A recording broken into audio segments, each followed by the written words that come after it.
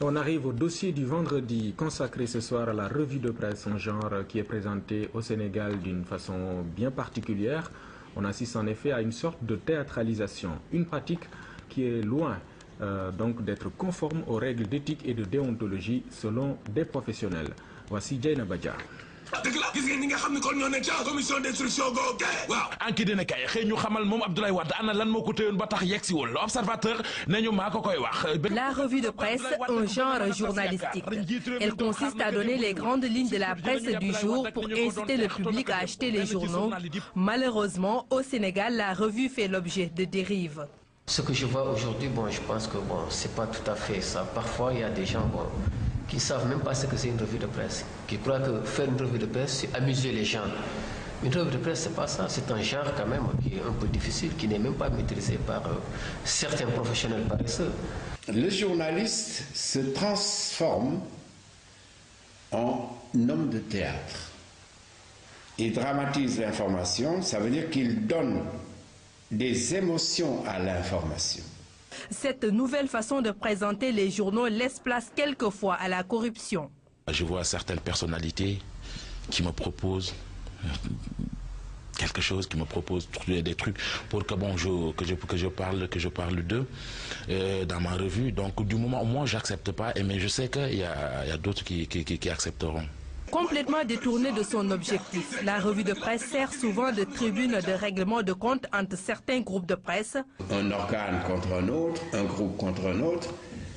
Je pense que ce sont les journalistes qui devraient réagir eux-mêmes. S'il y a des problèmes entre des patrons de presse, ça les regarde. Les présentateurs ont tendance à faire une part belle à leur groupe de presse. Ici, nous sommes un média public. Et ça ne veut pas dire qu'il y a une part belle réservée au quotidien national, Le Soleil. En matière de journalisme, c'est l'équilibre, c'est l'impartialité, tout ça, je suis d'accord. Mais vous savez, nous sommes dans un milieu concurrentiel. Imaginez-vous que maintenant on ne parle pas de l'observateur et un jour on dit que maintenant l'entreprise a fermé, qui va souffrir? Ce manque d'objectivité enfreint les règles d'éthique et de déontologie. Parfois on cite certains titres, d'autres on les oublie. Je peux dire que c'est presque de la promotion de presse. La traduction en langue wolof peut radicalement dénaturer les propos des journalistes. Parfois, c'est comme la mer à boire entre ce qu'on écrit et ce qu'on rapporte dans la revue de presse. Tous ces manquements entachent la profession. La responsabilité des rédacteurs en chef et le niveau des présentateurs des revues sont mis en cause. Vous ne pouvez pas, dans une radio, dire ce que vous voulez, de la manière que vous voulez. Vous avez une hiérarchie. La hiérarchie ne doit pas être pesante, c'est vrai, mais elle doit être là, qui veille, qui rectifie. Les organes de régulation comme le Comité pour l'observation des règles d'éthique et de déontologie CORED et le SYNPICS, qui n'ont aucun moyen de coercition, se contentent de dénoncer la situation.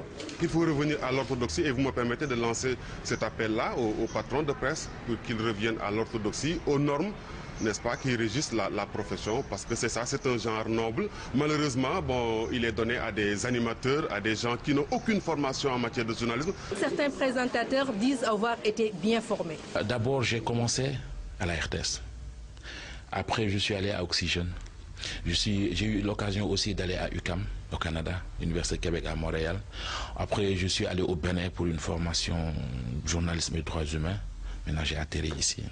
Des revues, on en voit sous toutes les formes. Malheureusement, Radio Sénégal est maintenant un des derniers réduits dans la place à faire une revue de la presse complètement orthodoxe, en tout cas qui respecte le sens, le contenu des papiers. Toutefois, ceux qui essaient de réinventer la roue sont les plus écoutés. Le citoyen lambda a tendance à consommer tout ce qu'on lui propose. C'est aux professionnels des médias de veiller à la qualité du produit pour la respectabilité du journaliste et la crédibilité du métier.